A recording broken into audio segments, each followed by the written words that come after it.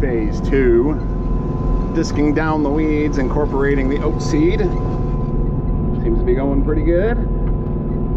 We're getting on the dry side, and no rain in like the 10-day forecast. They're saying about the last week of September, which is about when my beans will be ready, so, you know, go figure. I'm not sure how well the oats are going to do with the lack of moisture and on this sandy ground, but this should do a pretty good job of killing the weeds, because with the sand, the soil is just breaking right off from the roots of the weeds, and they're already dry enough, so they're gonna have a hard time surviving this.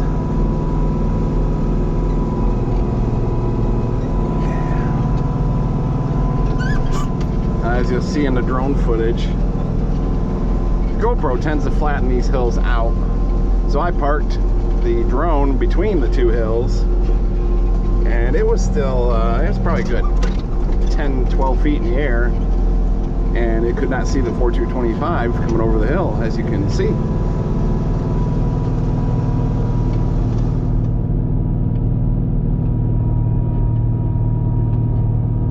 And it's a big hill of sand. Running the wheat, the low spots, the yield monitor would be saying in the 90s, pushing 100. Then we get on these sand hills. I guess I would get on these sand hills. I did it. And it would get so low the monitor wouldn't even read. There was definitely wheat going in, but so around 28 to 30 bushel an acre. The sensor just doesn't get enough input to read, I guess, to calculate it out with only a 25-foot head. But I was pushing the stick ahead, trying to feed as much through as I could in these lighter areas, but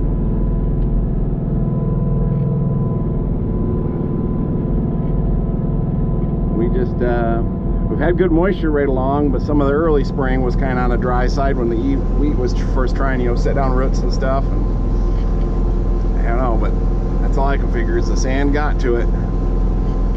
I did not yield what I usually yield. Wasn't terrible, wasn't a disaster, but figure I ended up somewhere right around 60. I haven't added up all the slips yet. Just got done shipping the last wheat out a week or so ago. I don't know. Might have been a couple weeks now, but so those that may be wondering, new to my channel, I've gotten quite a few here lately. This is a 1983 white 4225. We bought it new somewhere right around then. I'm trying to think, but I was pretty young at the time, probably 84. White was hard up for money about that time, and had a lot of inventory sitting on at the factory in the yard, and so they put tractors on deep discount, trying to get some cash flowing. And this was one of those tractors. Just as Dad said, it was just marked down so much you couldn't hardly go wrong. He never did tell me what he paid for it, because, you know, hey, I was a teenager, an early teenager. I didn't need to know that stuff, because I might go to school and tell someone, and they didn't need to know that stuff.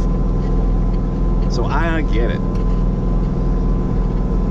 But now she's up to 3,589 hours.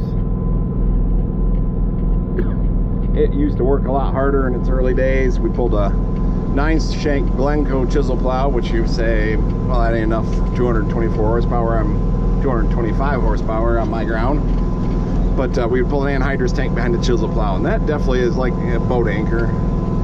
And then on the hills and stuff, it's nice to keep the speed more consistent. Dad did eventually get a rate controller for the anhydrous ammonia, so then it didn't matter as much. But guys around here tended to overpower their tillage equipment if they were putting anhydrous down, just so they could keep their speed consistent, because speed will affect your rate, at least back in the good old days. Now all speed does is control when you have to push pause again on your Netflix movie while you're turning around on the end. Not sure how much it shows up in the background, but I've got, oh, it ended up being a couple more acres than I thought. Thought it was 8, I think it ended up being 10. But over here,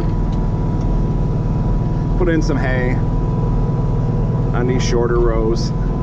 There was a time when there was about 60 acres of hay here, all this over here, and this over here. The two halves equaled up to about, which it's all one now, but I can tell there used to be a hedgerow right here, and it went along up in here, separated these two. So there was a 25-acre field over there that was by itself. There used to be a hedgerow along there, and so that probably made that about a 10-acre piece.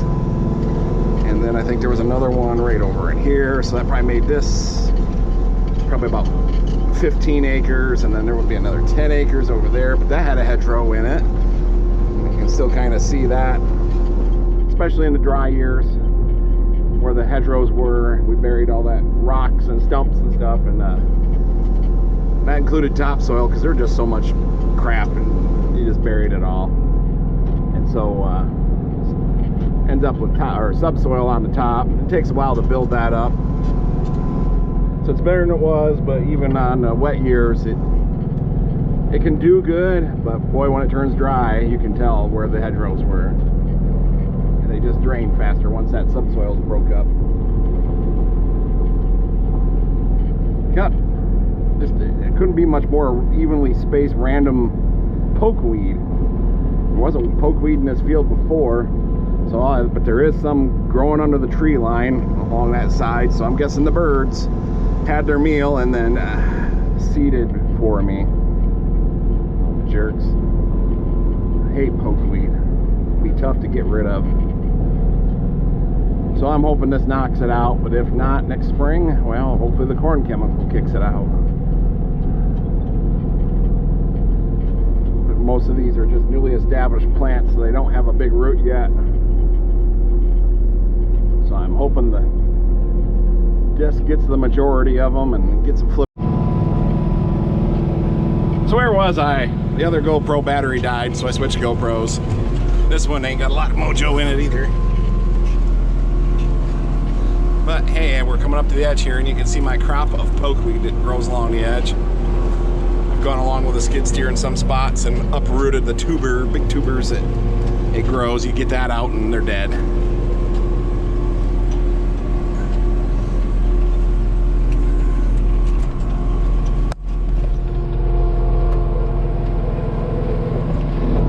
And here is where I plowed with the 1655.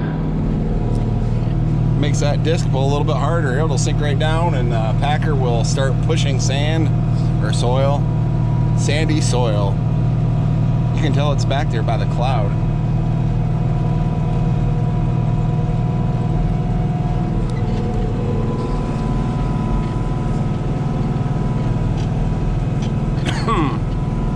How am I coming on battery? It won't tell me. So there's my new hay seeding. Not sure how green it's gonna look on here. Got another hay seeding in a little 6-acre field. Good spot for stuff like that. Just when you get this bigger equipment, it's kind of a hassle to harvest those small areas. So that makes good spots for hay, where I'm still using my good old-timey stuff. And even my crop stuff is mostly old-timey. But the spray guys, I'm sure they like this field. 220 acres from one end to the other. Just a big square other than a little pond in the middle, and that chunk of woods, and that house with its couple of acres. They can really cover some ground. No electric poles. There are some right along the tree line over there, so they're easy enough to miss. Just easy sailing. And I went and split it in two on them. Oh, let's see, another question comes up, thing that comes up with the white model numbers. This is a 4225, and people think like my 2155 should be a 4155 because it's front wheel assist. Well, that's not the way it worked. The two designated a fixed frame tractor, so it didn't matter if it was 4-wheel drive or 2-wheel drive. It did not articulate in the middle. It was not full-time 4-wheel drive, whereas the 4225, the 4150, you know, 4180, 4175, 4210, 4270, they were all full-time 4-wheel drive. No way to shut off 4-wheel drive. They articulated in the middle, and so they got the 4 designation. So if you're wondering what the difference is, that is it. They also, let's see, at first there was the 4150, the first white articulated tractor. And at that time, the 150 meant PTO horsepower. Then there was the 4180. That had more power, but it didn't have the 3-speed power shift because they hadn't done stuff to beef that up yet, which they did later on. Then the 4175 came out, and it was basically the 4150 with a over and under that was beefed up to handle the extra power. And now the horsepower was rated off the engine flywheel horsepower, so it was 175 engine horsepower. Probably still, I don't remember what the PTO horsepower was, but it's still roughly around 150. Probably a little bit more. The 4180 with its external planetaries was eliminated, and the 4210 came out, which used the white 2155 rear ends with an articulation joint, where they had inboard planetaries, so there was no need for the outboard planetaries. 210 flywheel horsepower on the engine, so probably down around 100, 85, 100, I don't know. They're definitely, you can go to the University of Nebraska and look up the tractor tests if you really want to know some of this information as far as how many horsepower pretty much every tractor that was sold in the state of Nebraska by law has to go through the Nebraska test lab to be sold there. New. Used tractors can be sold there. That's a different market, but. And the 4270, yeah, 270 engine horsepower. They were going to come out with a 4325, made 2 or 3 of them, and then got out of the articulated tractor market. Because that was once again when they were hemorrhaging money. Well, I got it all disced, and there was a little bit of beans left in the drill. Let's go take a look. Not much, but got to get it cleaned out so I can plant wheat. And I thought, well, we'll just put her out here as a cover crop. So yeah, a little bit left in there yet. And I thought, well, I could send a drone up. A little more there. This side's a little lower.